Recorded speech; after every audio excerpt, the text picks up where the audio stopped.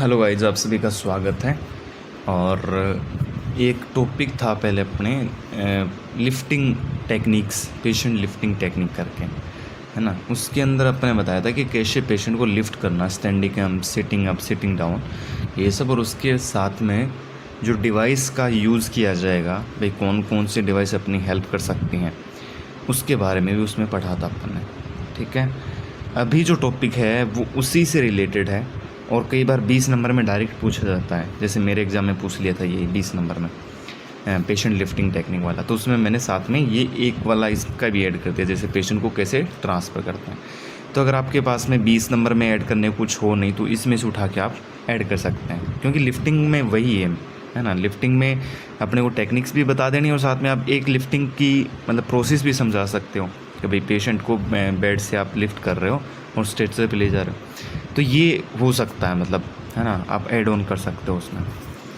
तो यही है, और आज इसके बारे में अपन पूरा डिटेल में पढ़ेंगे। काफ़ी इजी टॉपिक है, क्योंकि एक बार एक टेक्निक आप समझ गए तो फिर लगभग सेम सी हो जाएगी उसमें।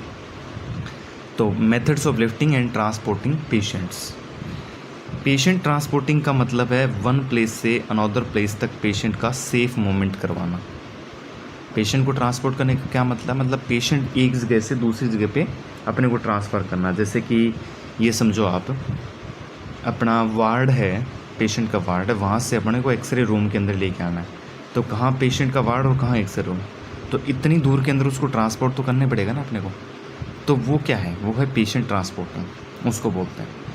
Patient transportation most hospital care का की कंपोनेंट होता है, क्योंकि बार बार हो सकता है, कई बार सर्जरी रूम से वार्ड तक ले जाना पड़े, या फिर टेस्ट के लिए, डायग्नोसिस टेस्ट के लिए अपने को एक्सरे डिपार्टमेंट में लेके आना पड़ रहा है, फिर वापस उसको लेके जाना पड़ रहा है।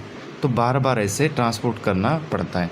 तो फिर ये क्या हो जाता है, ये पेशेंट ट्रांसपोर्ट है वो हॉस्पिटल का की फंक्शन हो जाता है, की कंपोनेंट हो जाता है, मतलब महत्वपूर्ण एक काम हो जाता है एक टाइप से, मान लो। पेशेंट की सेफ्टी एंड डिस्कम्फर्ट के लिए हेल्थ केयर प्रोवाइडर रिस्पॉन्सिबल होगा। कब करनी है सेफ्टी और कंफर्ट, जब पेशेंट को अपन ट्रांसपोर्ट कर रहे हो। जैसे आप व्हील चेयर के ऊपर लेके जा रहे हो, तो ध्यान रखना पड़ेगा कि उसके जो बेल्ट होते हैं वो बंधे हों। कई बार पेशेंट आगे गिर जाएगा झुक के, तो उससे प्रॉब्लम हो सकती है, तो वो सेफ़ नहीं होगा फिर, है ना। उसके साथ में कंफर्ट होना चाहिए, कोई उसको कोई पार्ट व्हील चेयर का या स्ट्रेचर का कोई पार्ट ऐसे नहीं हो कि चुभ रहा हो उसके अंदर। पेशेंट को दिक्कत नहीं होनी चाहिए, एकदम कंफर्टेबली बैठा रहे और वो सेफ़ होना चाहिए। तो ये चीज़ें अपने को ध्यान रखनी। तो उसके लिए कौन रिस्पॉन्सिबल होगा, उसके लिए हेल्थ केयर प्रोवाइडर जो लेके जा रहा है वो रिस्पॉन्सिबल होगा। Role responsibility of health care provider, भाई पेशेंट ट्रांसपोर्ट करते टाइम इसकी क्या रिस्पॉन्सिबिलिटी है, हेल्थ केयर प्रोवाइडर की क्या रिस्पॉन्सिबिलिटी बनती है। तो हेल्थ केयर प्रोवाइडर जो है वो पेशेंट की सेफ्टी के लिए रिस्पॉन्सिबल होगा। मतलब पेशेंट की सेफ्टी के लिए कौन रिस्पॉन्सिबल है, health care provider. Health care provider patient की एबिलिटी एंड डिसेबिलिटी मस्ट पता करें। एबिलिटी का मतलब वो क्या क्या कर सकता है पेशेंट अपने खुद से, और क्या क्या नहीं कर सकता। फॉर एग्जांपल, पेशेंट को उठने के लिए बोल दिया आपने कि आप उठ जाओ बेड से और आपको यहाँ इस पे व्हील चेयर पर आना है। तो अगर वो एबल ही नहीं होगा, उसकी एबिलिटी नहीं है, मतलब डिसेबल है उस चीज़ के लिए, तो कैसे कर पाएगा, है ना। तो फिर उससे ये पूछना ही ज़रूरी है कि आप कर पाओगे ऐसा। तो उसकी हाँ बोल दिया तो वो एबिलिटी है, कर सकता है, तो एबल है वो उस चीज़ को करने में। चलने में एबल है, खड़ा होने में एबल है, बैठने में एबल है। अगर वो इन सब चीज़ों, जैसे किसी को फ्रैक्चर, तो कैसे कर पाएगा, तो वो तो है नहीं इस काम के लिए, तो डिसेबल हो जाएगा वो। ठीक है। Health care provider appropriate equipment को चूज़ करें। प्रॉपर इक्विपमेंट होना चाहिए उसके पास में सेफ ट्रांसपोर्टेशन के लिए। इसमें स्ट्रेचर एंड व्हील चेयर को इंक्लूड किया जाएगा। भाई दो ही चीज़ें तो होती है अपने को पेशेंट ट्रांसपोर्ट करने के लिए, या तो स्ट्रेचर होती है, व्हील चेयर होती है। तो सेफ ट्रांसपोर्टेशन के लिए प्रॉपर इक्विपमेंट का चूज़ करें। ऐसा नहीं है कि स्ट्रेचर की नीड थी और आपने व्हील चेयर के ऊपर लेके आ गया, ये गलत है ना। तो प्रॉपर एकदम इक्विपमेंट है वो सही से अपने को सेलेक्ट करना है। ये हेल्थ केयर प्रोवाइडर की क्या बनती है, रिस्पॉन्सिबिलिटी बनती है। Health care provider appropriate equipment choose करे सेफ ट्रांसपोर्टेशन के लिए, वही है फिर से। ठीक है। ट्रांसपोर्टेशन की during health care provider must ensure करे कि आईवी पोल, मतलब इंट्रावेनस पोल उसके अंदर लगा हुआ है उसके हाथों में या फिर कहीं भी, ऑक्सीजन टैंक और हार्ट मॉनिटर जो हार्ट बीट को मॉनिटर करता रहता है, मस्ट एडजेसेंट ऑफ पेशेंट के ड्यूरिंग ट्रांसपोर्टेशन। मतलब अगर ये चीज़ें लगी हुई हैं तो ट्रांसपोर्ट के टाइम उसके पास में ही रहनी चाहिए, क्योंकि ये चीज़ें ज़रूरी हैं। भाई जिस पेशेंट की ये सब चीज़ें लगा रखी हैं वो क्यों लगा रखे हैं, कोई नीड होगी तभी तो लगा रखे हैं। इसलिए अगर उसको लेके भी आ रहे हैं पेशेंट को कहीं ट्रांसपोर्ट करते टाइम, तो अगर आपने देखो एक्सरे डिपार्टमेंट में एक्सरे करवाने आता है तो उसके आपने कई बार देखा होगा ऑक्सीजन सिलेंडर की पेशेंट के साथ में होता है, उसकी IV लाइन चल रही होती है ना, ड्रिप बोतल ऊपर चढ़ी हुई रहती है, कई बार हार्ट मॉनिटर साथ में होता है। तो ये सब चीज़ें साथ में लेके जानी ज़रूरी होती हैं ताकि पेशेंट को प्रॉब्लम नहीं हो ट्रांसपोर्ट के टाइम, है ना, क्योंकि इसकी अगर सीरियस कंडीशन है तो फिर दिक्कत हो सकती है। हेल्थ केयर प्रोवाइडर को अप्रोप्रिएट प्रोसीजर मस्ट पता होना चाहिए फॉर पेशेंट ट्रांसपोर्टेशन, मतलब प्रॉपर प्रोसीजर पता होना चाहिए कि भाई किस प्रोसीजर से अपने को ट्रांसपोर्ट करना है। तो ये पता होना ज़रूरी है, रिस्पॉन्सिबिलिटी बनती है ये हेल्थ केयर प्रोवाइडर की कि ये पता हो उसको। अब कौन कौन से फैक्टर अफेक्ट करेंगे पेशेंट ट्रांसपोर्टेशन को, भाई चलो जानते हैं। मेडिकल कंडीशन ट्रांसफ़र के मेथड को चेंज कर सकती है, जैसे कि इंजरी, फ्रैक्चर, पार्किंसन का डिजीज़, ये सब। तो कौन कौन से फैक्टर अफेक्ट करेंगे पेशेंट ट्रांसपोर्ट करते टाइम। एक तो पेशेंट के डिजीज़, किस टाइप का डिजीज़, वो मेथड को चेंज कर सकता है। अगर इंजरी है तो व्हील चेयर पर नहीं ले जा पाओगे आप, है ना, कहाँ की इंजरी वो डिपेंड करती है। जैसे स्पाइन की इंजरी है तो स्पाइन की इंजरी में व्हील चेयर पर कैसे लेके जाओगे, फिर उसको स्ट्रेचर के ऊपर ले जाना पड़ेगा। फ्रैक्चर में नहीं ले जा सकते आप, पार्किंसन डिजीज़ है तो नहीं ले जा सकते। तो डिपेंड करेगा ना, डिजीज़ इलनेस के ऊपर डिपेंड करेगा कि पेशेंट किस पे जाएगा, स्ट्रेचर पे जाएगा या व्हील चेयर पे जाएगा। तो उसकी मेडिकल कंडीशन एक तो प्रभावित कर रही है। दूसरा, पेशेंट का बिहेवियर कैसा है, साइको पेशेंट तो नहीं है कहीं, तो इस टाइप से पेशेंट का बिहेवियर। एंड इमोशनल स्टेट कैसा है पेशेंट का, इमोशनली कैसा है वो, जैसे एंजाइटी है, कन्फ्यूजन हो रखी है, ये सब ट्रांसपोर्टेशन के मोड को चेंज कर सकती हैं। ज़रूरी नहीं कि इंजरी ही हो पेशेंट को, कि इंजरी है तभी लेके जा रहे हैं, नहीं। अगर उसकी बिहेवियर में, इमोशनल स्टेट में कुछ चेंजेस हैं, एंजाइटी है, कन्फ्यूजन वगैरह है, तो वो भी चेंज कर सकती है कि आप स्ट्रेचर पे तो लेके जा रहे थे लेकिन फिर आपको व्हील चेयर पर लेके जाना पड़ेगा। तो वो चीज़ भी इफ़ेक्ट करती है इसको, ट्रांसपोर्टेशन के मेथड को, मोड को। पेशेंट स्टेटस क्या है, चलो पेशेंट स्टेटस में क्या कहना चाह रहा, पेशेंट का स्टेटस भी ट्रांसपोर्टेशन के मेथड को चेंज कर सकता है। ठीक है भाई, क्या स्टेटस है, स्थिति क्या है पेशेंट की। अब आता है कॉमन टाइप ऑफ ट्रांसफ़र, मतलब क्या क्या टाइप हैं ट्रांसफ़र के। सबसे पहले होता है इंडिपेंडेंट ट्रांसफ़र। इंडिपेंडेंट का मतलब समझ रहे हो, जिसमें किसी की ज़रूरत ना पड़े। इसमें पेशेंट वॉक एंड ट्रांसफ़र हो सकता है बिना किसी असिस्टेंस के, मतलब उसको नीड नहीं है किसी की, हेल्थ केयर प्रोवाइडर की ज़रूरत नहीं है उसको, वो अपने आप चला जाएगा। फिर आता है असिस्टेड ट्रांसफ़र। इसमें पेशेंट की असिस्टेंस की रिक्वायरमेंट होगी, मतलब पेशेंट को ज़रूरत पड़ेगी अपनी हेल्प की, हेल्थ केयर प्रोवाइडर उसकी हेल्प करेगा। एक होता है डिपेंडेंट ट्रांसफ़र, मतलब पेशेंट कुछ नहीं कर पाएगा, पेशेंट पार्टिसिपेट नहीं करेगा, हेल्थ केयर प्रोवाइडर ही सारे काम करेगा, ट्रांसफ़र के ऑल फेजेस परफॉर्म करेगा।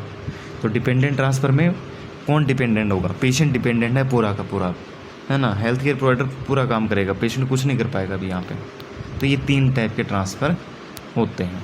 फिर आता ट्रांसफ़र असिस्टेंट डिवाइस, जो अपन ने पहले भी पढ़ी थी, मतलब ट्रांसपोर्ट के दौरान जो जो हेल्प करने वाले डिवाइस हो सकती हैं, क्या क्या हो सकती है उसके बारे में बता रहा है।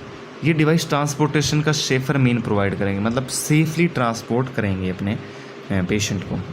डिवाइस रिस्क को कम करती हैं या फिर उसको डिक्रीज़ ही कर देंगे, एलिमिनेट कर देंगे, सॉरी ख़त्म कर देंगे या फिर डिक्रीज़ कर देंगे, कम कर देंगे।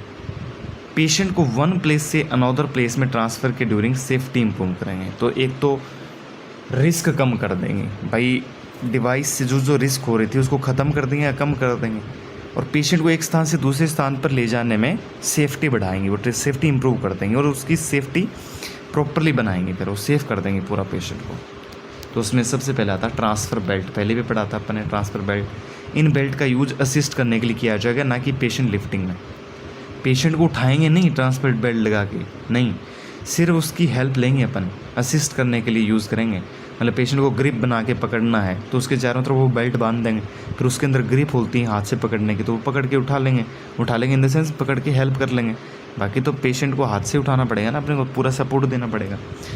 तो लिफ्टिंग के लिए अपने को यूज़ नहीं करना है, सिर्फ असिस्ट के लिए यूज़ करना है।